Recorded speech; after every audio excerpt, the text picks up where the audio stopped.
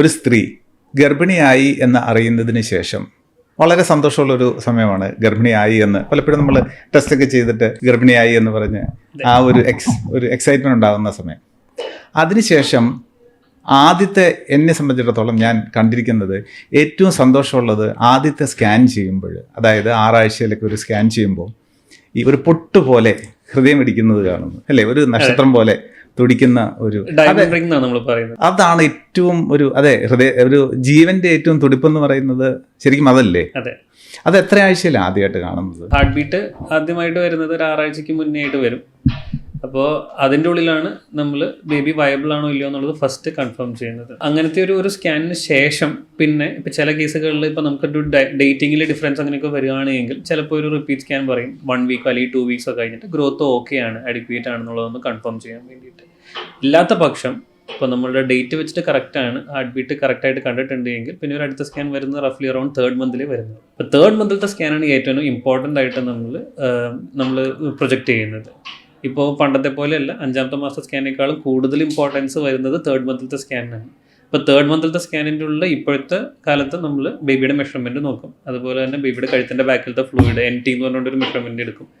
ഇത് കൂടാതെ ബേബിക്ക് മേജറായിട്ടുള്ള അംഗവൈകല്യങ്ങൾ എന്തെങ്കിലും ഉണ്ടോ എന്നുള്ളത് നോക്കും. മോസ്റ്റ്ലി ഒരു 60 to 70% അനോമലീസ് വരെ നമുക്കിപ്പോൾ 3rd മന്തിൽ തന്നെ കണ്ടുപിടിക്കാൻ പറ്റും. അപ്പോൾ അങ്ങനെ 3rd മന്തിൽ കണ്ടുപിടിക്കുന്നതിൻ്റെ അഡ്വാൻറ്റേജസ് എന്തൊക്കെയാണെന്ന് വെച്ച് കഴിഞ്ഞാൽ, ഒന്ന്, നമുക്ക് നേരത്തെ തന്നെ കാര്യങ്ങൾ അറിയാം. അപ്പോൾ ഒരു പ്രഗ്നൻ്റ് ആണെന്ന് അറിയുമ്പോൾ തന്നെ ഒരു 6 ആഴ്ച 7 ആഴ്ച ആയിട്ടുണ്ടാവും. പിന്നെ ഒരു 4 ആഴ്ച കഴിയുമ്പോഴത്തേക്കാണ് നമ്മൾ 3rd മന്ത് സ്കാൻ എടുക്കുന്നത് തന്നെ. അപ്പോൾ ആദ്യത്തെ സ്കാൻ ചെയ്യേണ്ടത് എപ്പോഴാണ്? 6ാമത്തെ ആഴ്ച. സോ നമ്മൾ എപ്പോഴാണ് നമ്മൾ പീരീഡ്സ് മിസ്സായി അല്ലെങ്കിൽ ഈ ഒരു പ്രഗ്നൻസി ടെസ്റ്റ് പോസിറ്റീവ് ആണെന്ന് അറിയുന്ന ആ ഒരു സമയം ഉണ്ടല്ലോ, അപ്പോഴാണ് നമ്മൾ ആദ്യമായിട്ട് സ്കാൻ ചെയ്യുന്നത്. അപ്പോൾ തന്നെ ഓൾമോസ്റ്റ് 4 ആഴ്ച, നമ്മൾ ലാസ്റ്റ് പീരീഡ് വെച്ച് നോക്കുമ്പോൾ 4 ആഴ്ച കഴിഞ്ഞിട്ടാണല്ലോ. അതെ, ഒരു 5 ആഴ്ച ആയിട്ടുണ്ടോ. ഇപ്പോൾ 5-നും 6-നും ഇടയിലാണ് പൊതുവെ നമ്മുടെ ഫസ്റ്റ് സ്കാൻ. പ്രധാനമായിട്ട് നമ്മൾ എന്തൊക്കെയാണ് കാണുന്നത്? യൂട്രസിന്റെ ഉള്ളിലാണോ എന്നാണ് നമ്മൾ ആദ്യമായിട്ട് നോക്കുന്നത്. യൂട്രസിന്റെ വെളിയിലാണെങ്കിൽ അതിന് എക്ടോപിക് എന്ന് പറയും. അപ്പോൾ അത് നാച്ചുറലി അതൊരു ആദ്യത്തെ സ്കാൻ തന്നെ ഇതൊരു വയബിൾ പ്രഗ്നൻസി ആണോ അല്ലേ? നമ്മൾ യൂട്രസിനുള്ളിൽ തന്നെയാണോ, പ്രോപ്പർ ഇംപ്ലാന്റേഷൻ ആണോ, അത് യൂട്രസിന് വെളിയിലാണോ, അതിന്റെ റിസ്ക് ഒക്കെ അസസ് ചെയ്യാൻ തന്നെ. അപ്പോൾ പലരും ചോദിക്കുന്ന ഒരു ചോദ്യമാണ്, ഈ ഡോക്ടർ ഈ സ്കാൻ്റെ ഒക്കെ ആവശ്യമുണ്ടോ, എപ്പോഴൊക്കെ ചെയ്യണം അല്ലേ? സാധാരണ എല്ലാവരും ചോദിക്കുന്നത്. പണ്ടൊക്കെ സ്കാൻ ഒന്നും ചെയ്യാറില്ലല്ലോ, പക്ഷെ അത് ശരിക്കും വളരെ എല്ലാവരും അറിഞ്ഞിരിക്കേണ്ട ഒരു കാര്യമല്ലേ? പണ്ടൊക്കെ ഈ മൊർട്ടാലിറ്റി, അതായത് കുട്ടികൾക്ക് ഒരു വൈകല്യമായിട്ടുണ്ടാകുക അല്ലെങ്കിൽ കുട്ടി മരിച്ചു പോകുക, ഇതൊക്കെ പലപ്പോഴും സാധാരണയായിരുന്നു. ഇന്നത് ആരും അക്സെപ്റ്റ് ചെയ്യുന്ന ഒരു കാര്യമല്ല. അത് 2 ഫാക്ടർ ഉണ്ട്. ഇപ്പോൾ സാർ പറഞ്ഞതുപോലെ തന്നെ തുടക്കത്തിൽ തന്നെ യൂട്രസിന്റെ ഉള്ളിലാണോ പുറത്താണോ എന്നുള്ളതാണ് ആദ്യത്തെ ചോദ്യം വരുന്നത്. അത് വലിയൊരു സിഗ്നിഫിക്കന്റ് ഫാക്ടറാണ്. ഇത് പലർക്കും തെറ്റിദ്ധാരണ ഉണ്ടാകത്തില്ലേ? ഇപ്പം യൂട്രസിന് പുറത്തും ഒരു പ്രഗ്നൻസി പറ്റുമോ? ഡെഫിനറ്റ്ലി പറ്റും. അത് നമ്മുടെ ഇപ്പോഴത്തെ ഗർഭപാത്രത്തിന് വെളിയിൽ ഒരു പ്രഗ്നൻസി സാധ്യമാണല്ലേ? നമ്മളിപ്പോൾ അണ്ടവും ബീജവും ഫ്യൂസ് ചെയ്തിട്ട് ഒരു ബേബി ഉണ്ടാകുന്നത് എവിടെ വെച്ച് ഫ്യൂസ് ചെയ്യുന്നതിനോട് ഡിപ്പെൻഡ് ചെയ്തിട്ടിരിക്കും. അതുപോലെ തന്നെ പുറത്തോട്ട് ഇറങ്ങുന്നതൊക്കെ അനുസരിച്ചിരിക്കും.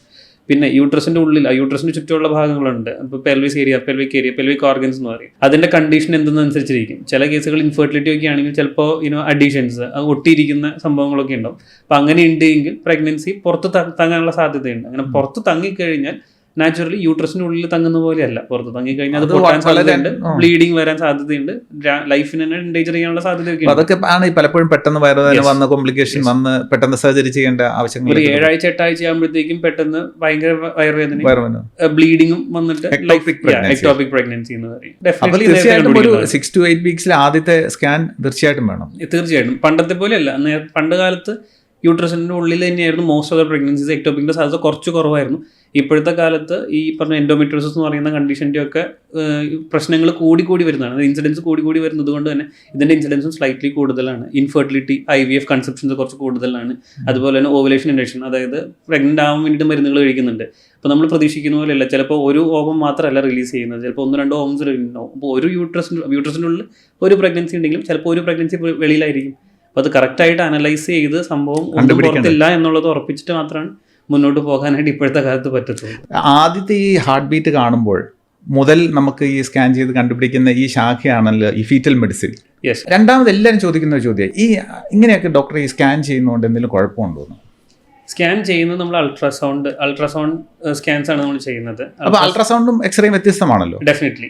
എല്ലാവരും അറിഞ്ഞിരിക്കേണ്ട ഒരു കാര്യം അയണൈസിങ് റേഡിയേഷൻ ആണ്. അയണൈസിങ് റേഡിയേഷൻസ് എന്ന് പറയുന്നത് റേഡിയേഷനോ അങ്ങനത്തെ കിരണങ്ങൾ യൂസ് ചെയ്തിട്ടാണ് എക്സ്റേ ചെയ്യുന്നത്, CT ചെയ്യുന്നത്. പക്ഷേ MRI അല്ലെങ്കിൽ അൾട്രാസൗണ്ട് പോലെയുള്ള devices they don't use ionizing radiations use ചെയ്യുന്നില്ല സാധാരണ. ഇപ്പോൾ അൾട്രാസൗണ്ടിൻ്റെ ഉള്ളിലാണ് ഈ സൗണ്ട് വേവ്സ് ആണ് നമ്മളിപ്പോൾ കേൾക്കുന്നത്. ഞാനിപ്പോൾ സംസാരിക്കുന്ന പോലെ തന്നെ ശബ്ദ തരംഗങ്ങൾ തന്നെയാണ്. അതിൻ്റെ ഫ്രീക്വൻസി കൂട്ടി, അതിനാണ് അൾട്രാസൗണ്ട് എന്ന് പറയുന്നത്. ഇപ്പോൾ നമ്മളിപ്പോൾ ഒരു ജെറ്റൊക്കെ പോകുമ്പോൾ അൾട്രാസോണിക് എന്ന് പറയുന്ന രീതിയിൽ തന്നെയുള്ളത്. സൗണ്ടിൻ്റെ വേവ്സ് വെച്ച് യൂസ് ചെയ്തിട്ട് അതിൻ്റെ പ്രതിഫലനം, റിഫ്ലക്ഷൻസിൻ്റെ ഡിഫറൻസസ് അനലൈസ് ചെയ്തിട്ടാണ് ഈ സംഭവം നോക്കുന്നത്. അപ്പോൾ ഇതുവരെ നടന്നിരിക്കുന്ന സ്റ്റഡീസിലൊക്കെ ഇതിനൊരു പ്രശ്നം കണ്ടുപിടിച്ചിട്ടില്ല. അതായത് എത്ര പ്രാവശ്യം ഈ കുട്ടിക്ക് സ്കാൻ ചെയ്താലും അതുകൊണ്ട് ആബ്സല്യൂട്ട്ലി. പക്ഷേ ഇതിന്റെ ഒരു സംശയം ഉണ്ടായാൽ ഞാനൊരു കാര്യം വെച്ച് പലരും പറയാറുണ്ട്, ഗർഭിണിയായി കഴിയുമ്പോൾ എക്സ്റേ എടുക്കരുത്, CT സ്കാൻ ചെയ്യരുത്, അതൊക്കെ റേഡിയേഷൻ ഉണ്ട്. പക്ഷെ അതുപോലത്തെ ഒരു റേഡിയേഷൻ ഇല്ലാത്ത ഒരു കാര്യമാണ് അൾട്രാസൗണ്ട് സ്കാൻ. അപ്പം നമുക്ക് പിന്നെയും ഈ കുട്ടിയുടെ വളർച്ച ശരിയാണോ എന്നൊക്കെ അറിയാൻ വളരെ ഉപകാരമുള്ള ഒരു കാര്യമാണല്ലോ. അതുപോലെ തന്നെ നമ്മൾ സ്കാൻ ചെയ്യുമ്പോൾ നമ്മൾ എപ്പോഴും മേക്ക് ഷുവർ ചെയ്യുന്നത് എക്സ്പോഷർ മിനിമം ആക്കി വയ്ക്കും. കുറച്ച് നേരം സ്കാൻ ചെയ്യത്തുള്ളൂ. അപ്പോൾ ആ കുറച്ച് നേരത്തിൻ്റെ ഉള്ളിൽ കൂടുതൽ കാര്യങ്ങൾ അക്വയർ ചെയ്യാന്നുള്ളതാണ്. അപ്പോൾ മാക്സിമം ഇപ്പം നമുക്ക് ഇതുവരെ ഒരു പ്രശ്നം കണ്ടുപിടിച്ചിട്ടില്ല എന്ന് പറഞ്ഞാൽ പോലും നമ്മൾ അത്രയും സേഫ്റ്റിയോട് കൂടിയിട്ടാണ്, എത്രയും ബെസ്റ്റ് എക്യുപ്മെന്റ്സ് യൂസ് ചെയ്തിട്ടാണ്. പലരും കംപ്ലൈന്റ് പറയുന്ന ഒരു കാര്യമാണ്, ഡോക്ടർ ഒത്തിരി നേരം എടുത്തു ഈ അൾട്രാസൗണ്ട് സ്കാൻ ചെയ്യാനായിട്ട്. സാധാരണ പോയാൽ 10 മിനിറ്റ് കൊണ്ട് സ്കാൻ ചെയ്യുന്ന, അപ്പം പിന്നെയും പുറത്ത് പോയി വെയിറ്റ് ചെയ്യാൻ പറഞ്ഞു, കുട്ടിയുടെ പൊസിഷൻ ശരിയല്ല എന്ന് പറഞ്ഞു. ഇതൊക്കെ എന്തിനാണ്, എത്ര സമയം എടുക്കുന്നത് എന്തിനാണെന്ന് ചോദിക്കുന്നവരുണ്ട്. ഈ ഇപ്പോൾ സ്കാനിൻ്റെ ഉള്ളിൽ ബേബിയുടെ ടോപ്പ് ടു ബോട്ടം നമ്മൾ അനലൈസ് ചെയ്യുന്നുണ്ട്. അപ്പോൾ നമ്മൾ ഒന്നും ആലോചിക്കണ്ട, വേറെ ഒരു കാര്യം മാത്രം ആലോചിച്ചാൽ മതി. നമ്മളിപ്പോൾ കവുന്ന് കിടക്കാൻ നേരത്ത് നമ്മളുടെ ഫേസ് നമുക്ക് ഭംഗിയുണ്ടോ അല്ലെങ്കിൽ മുഖത്ത് എങ്ങനെയുണ്ടെന്ന് ചോദിച്ചു കഴിഞ്ഞാൽ നടക്കത്തില്ല. അതുപോലെ തന്നെ മലന്ന് കിടക്കാൻ നേരത്ത് ബാക്കിൽ എന്തെങ്കിലും പ്രശ്നമുണ്ടോ എന്ന് ചോദിച്ചു കഴിഞ്ഞാൽ നടക്കത്തില്ല. അതുപോലെ തന്നെയാണ് നമ്മൾ സ്കാൻ ചെയ്യുന്നത് വയറിൻ്റെ മേളിലാണ്. അപ്പോൾ ഈ വയറിൻ്റെ മേളിൽ ബേബി മലന്നാണോ കിടക്കുന്നത് കവുന്നാണോ കിടക്കുന്നത് അനുസരിച്ചിരിക്കും. അപ്പോൾ ബേബി മലന്നാണ് കിടക്കുന്നതെങ്കിൽ ബാക്ക് കാണാൻ പറ്റത്തില്ല. അപ്പോൾ നമ്മൾ വെയിറ്റ് ചെയ്തിട്ട് കുറച്ച് കഴിഞ്ഞിട്ട് നോക്കാം. ബേബി തിരിഞ്ഞ് വന്നാൽ മാത്രമാണ് നമുക്ക് കാണാൻ പറ്റത്തുള്ളൂ. ബേബി തിരിയും, കുറച്ച് കഴിയുമ്പോൾ തിരിയും. ഓരോ 20 മിനിറ്റ്സ് കൂടുമ്പോഴും ഫുൾ റൗണ്ട് ഇത് കറങ്ങിക്കൊണ്ടിരിക്കുന്നതാണ്. അപ്പോൾ വെയിറ്റ് ചെയ്ത് കഴിയുമ്പോൾ കിട്ടും. ചില കേസുകളിൽ ചിലപ്പോൾ 2-3 പ്രാവശ്യം നോക്കുമ്പോഴും കിട്ടത്തില്ല. അപ്പോൾ അങ്ങനെയാണെങ്കിൽ പിറ്റേ ദിവസം വന്നിച്ചാൽ മതി. അപ്പോൾ അത് വേറൊരു അബ്നോർമാലിറ്റി ഉണ്ടായതുകൊണ്ടല്ല, നമുക്ക് ബേബി കാണിച്ചു തരാത്തത് കൊണ്ടാണ്. അത് വേറൊരു പ്രശ്നമുള്ളത് കൊണ്ട് ആവണമെന്ന് നിർബന്ധമൊന്നുമില്ല. അല്ല, അപ്പോൾ എത്ര സമയമെടുത്ത് രണ്ടാമത് ചെയ്യുന്നതൊക്കെ അതിന്റെ ആക്യുറസിക്ക് വേണ്ടിയിട്ടാണ്, കൃത്യത. ഡെഫിനറ്റ്ലി. പലപ്പോഴും നമുക്കിപ്പം ഈ സോഷ്യൽ മീഡിയയിലൊക്കെ പലരും പോസ്റ്റ് ചെയ്യുന്നതാണ് ഈ കുട്ടിയുടെ ഒരു ഈ 3D പോലെയുള്ള ഒരു ചിത്രം. അപ്പം ചിലർക്ക് ഇപ്പോഴും അത് വിശ്വസിക്കാൻ പറ്റുന്നില്ല. ഇതൊക്കെ വല്ല artificially intelligent AI generated image ആണോ, കുട്ടി ചിരിക്കുന്ന പടം, കുട്ടി സംസാരിക്കുന്ന പോലെയുള്ള ഫീറ്റസ്, അതായത് ഗർഭാവസ്ഥയിലുള്ള, ഇതൊക്കെ സത്യത്തിൽ സാധ്യമാണോ? അതെന്താണ്? അത് സാധാരണ സ്കാനിൽ നിന്നും എങ്ങനെയാണ് വ്യത്യസ്തം? 3D സ്കാൻ അല്ലെങ്കിൽ 4D സ്കാൻ എന്ന് പറയുന്നത് സ്കാനിന്റെ ക്വാളിറ്റി ആയിട്ടാണ് ഇക്വേറ്റ് ചെയ്യുന്നത്. സ്കാനിന്റെ ക്വാളിറ്റീനെ അല്ല 3D അല്ലെങ്കിൽ 4D സ്കാൻ എന്ന് പറയുന്നത്, അതൊരു മൊഡാലിറ്റി മാത്രമാണ്. സ്കാനിന്റെ ക്വാളിറ്റി വെച്ചിട്ട് പറയുന്നത് level 2 targeted imaging for fetal anomalies, TIFA എന്ന് പറയുന്ന സാധനമാണ് ഏറ്റവും ക്വാളിറ്റി അല്ലെങ്കിൽ സ്റ്റാൻഡേർഡ് വെച്ചിട്ട് നോക്കുന്നത്. 3D 4D എന്ന് പറയുന്ന ഒരു മൊഡാലിറ്റി മാത്രമാണ്. ഇനി 3D 4D എന്ന് പറയുന്ന സംഭവത്തിൻ്റെ ഉള്ളിൽ നമ്മൾ ചെയ്യുമ്പോൾ ബേബിയുടെ ഫേസ് അല്ലെങ്കിൽ ബാക്ക്, അതൊരു സോഫ്റ്റ് ടിഷ്യൂ റെൻഡറിങ് വെച്ചിട്ടാണ് ചെയ്യുന്നത്.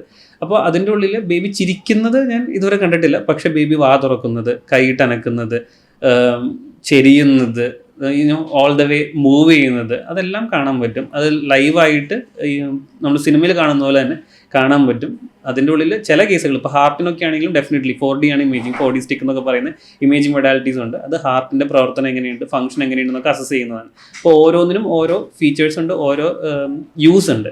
അപ്പോൾ ആ യൂസിനനുസരിച്ച് ഡെഫിനറ്റ്ലി നമ്മൾ വർക്ക് ചെയ്തിട്ടാണ് ഓരോ മൊഡാലിറ്റി ഡിസൈഡ് ചെയ്യുന്നത്, ഏത് മൊഡാലിറ്റി യൂസ് ചെയ്യണം. ഞാൻ ഒരു നിമിഷം ചോദിച്ചോട്ടെ, ഇപ്പോൾ നമുക്കിപ്പോൾ ഒരു ഫീറ്റസിനെ ട്രീറ്റ് ചെയ്യാൻ, അതായത് ഒരു ഗർഭാവസ്ഥയിലെ കുട്ടിയെ നമുക്ക് ഇത് വെറുതെ സ്കാൻ ചെയ്യുന്നതല്ലാതെ ഒരു ചികിത്സയ്ക്കുള്ള സാധ്യതയില്ലേ? തീർച്ചയായും. അത് ഇപ്പോൾ ഫീറ്റൽ മെഡിസിൻ എന്ന് വെച്ചാൽ പലരുടെ ഒരു തെറ്റിദ്ധാരണയുണ്ട്. അത് ബേബിക്ക് ഒരു അനോമലി കണ്ടുപിടിച്ചിട്ട് അതിനെ ടെർമിനേറ്റ് ചെയ്യാൻ വേണ്ടിയിട്ട് മാത്രമാണെന്നുള്ളൊരു തെറ്റിദ്ധാരണയുണ്ട്. അതല്ല, നമ്മളിപ്പോൾ ഏറ്റവും സിമ്പിളായിട്ടുള്ള ഒരു ട്രീറ്റ്മെൻറ്റ് മൊഡാലിറ്റി എന്ന് പറയുന്നത് ട്രാൻസ്ഫ്യൂഷനാണ്. അപ്പോൾ യൂട്രസിൻ്റെ ഉള്ളിലുള്ള ബേബി ഇപ്പോൾ 20-25 ആഴ്ച അല്ലെങ്കിൽ 30 ആഴ്ച താഴെയുള്ള ബേബി നിങ്ങൾക്ക് എല്ലാവർക്കും അറിയാം, ഡെലിവറി ചെയ്ത് കഴിഞ്ഞാൽ ആ കുട്ടിക്ക് കുറേ പ്രശ്നങ്ങൾ ഉണ്ടാകാനുള്ള സാധ്യതയുണ്ട്. മുന്നോട്ട് പോകാൻ സാധ്യത കുറവുണ്ട്. NICUവിൽ കുറേ നാൾ അഡ്മിറ്റ് ആയി കിടക്കേണ്ട കാര്യമുണ്ട്. ഇപ്പോൾ ഒരു അനീമിയയുടെ കാര്യത്തിലാണ് 24 ആഴ്ചയിലൊക്കെ 24-30 മുന്നേ ചെയ്യുന്ന കേസസ്. അപ്പോൾ അങ്ങനെയുള്ള കുട്ടിക്ക് ഈ അനീമിയ വന്നിരിക്കുന്നത് ഒരു പെർട്ടിക്കുലർ കാരണം കൊണ്ടാണ്. ബ്ലഡിന്റെ അളവ് കുറവാണ്. ബ്ലഡ് കൊടുത്താൽ മതി. സിമ്പിളായിട്ട് ഒരു ബ്ലഡ് ട്രാൻസ്ഫ്യൂഷൻ ചെയ്ത് കഴിഞ്ഞാൽ തീരാവുന്ന പ്രശ്നമേ ഉള്ളൂ. അപ്പോൾ അത് ബ്ലഡ് ട്രാൻസ്ഫ്യൂഷൻ ചിലപ്പോൾ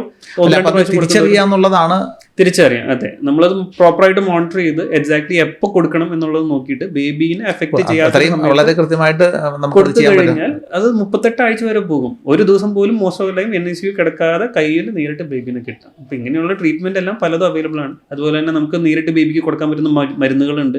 ഹാർട്ടിന്റെ തുടിപ്പിന് വ്യത്യാസം വന്നു കഴിയുമ്പോൾ മരുന്ന് കൊടുത്തു വെച്ചാൽ മതി, ബേബിയുടെ ഹാർട്ട് പിക്ക് ചെയ്തോളും. ആ baby will go all the way till 37 week, deliver peacefully. അത് ട്വിൻസിൻ്റെ ഉള്ള കേസുകളാണെങ്കിലും ചില കേസുകളിൽ we can save we can save both babies. 2 ബേബീസും മരിച്ചു പോകുന്നുള്ള അവസ്ഥയിൽ നിന്ന് നമ്മൾ ബേബീസിനെ 2 ബേബീസിനെയും തന്നെ സേവ് ചെയ്യാനായിട്ടൊക്കെ നോക്കുന്ന കണ്ടീഷൻസ് ഉണ്ട്. Treatment is much possible. അതുപോലെ തന്നെ ഹാർട്ടിൻ്റെ ചുറ്റുമുള്ള നീർക്കെട്ട് വീണിരിക്കുന്ന കേസുകൾ, അപ്പോൾ നാച്ചുറലി നമുക്കറിയാം, നീർക്കെട്ട് വന്നിട്ട് അവിടെ കംപ്രഷൻ വന്നു കഴിഞ്ഞാൽ ഹാർട്ടിന് ഫംഗ്ഷൻ ചെയ്യാൻ പറ്റത്തില്ല, ഹാർട്ട് ഫെയിലായി പോകും, കുട്ടി മരിക്കും. അപ്പോൾ അത് റിട്രീവ് ചെയ്യുക. അപ്പോൾ അല്ലെങ്കിൽ ഒരു കളക്ഷൻ ഉണ്ടെങ്കിൽ അത് എംപ്റ്റി ചെയ്യുക, അല്ലെങ്കിൽ ഷണ്ട് ഇട്ട് കൊടുക്കുക.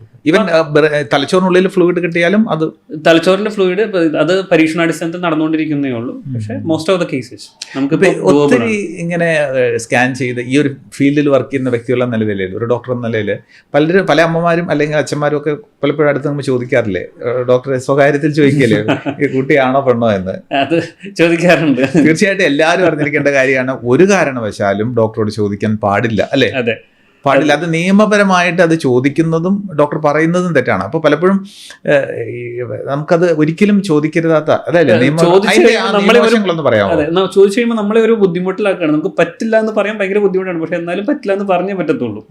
അപ്പോൾ കംപ്ലീറ്റ്ലി നോ എന്നാണ് അതിനൊരു ആൻസർ. ഡോക്ടറെ ജോലി പോകുന്ന പ്രശ്നമാണല്ലേ? എന്റെ ജോലി മാത്രമല്ല, കരിയർ ഫുള്ളായിട്ട് ഡിസ്ക്ലോസ് ചെയ്യും. അതായത് എല്ലാവരും അറിഞ്ഞിരിക്കേണ്ട ഒരു കാര്യമാണ്. ഒരു ഗർഭാവസ്ഥയിലുള്ള ഒരു കുട്ടിയുടെ സ്കാൻ ചെയ്ത് അതിന്റെ സെക്സ് എന്താണെന്നുള്ളത് ചോദിക്കുന്നത് അവർക്ക് കുഴപ്പമില്ല. പക്ഷെ നമ്മൾ അതിൻ്റെ ഉള്ളിൽ എന്തെങ്കിലും നമ്മൾ പറയണമെന്ന് പോലും ഇല്ല. നമ്മൾ എന്തെങ്കിലും ഒരു പ്രക്രിയ അങ്ങനെ ആയിരിക്കും എന്ന് അവർ അസ്യൂം ചെയ്തിട്ട് അവരത് ആൺകുട്ടിയോ പെൺകുട്ടിയോ എന്ന് വിചാരിച്ചാൽ പോലും ഞങ്ങളുടെ ലൈസൻസും അതുപോലെ തന്നെ എവിടെയാണോ സ്കാൻ ചെയ്യുന്നത് അവരുടെ ലൈസൻസും. അതുകൊണ്ട് ഗവൺമെന്റ് ഈസ് വെരി സ്ട്രിക്റ്റ്. ഒരു കാരണവശാലും അത് ചോദിക്കുന്നതും തെറ്റാണ്.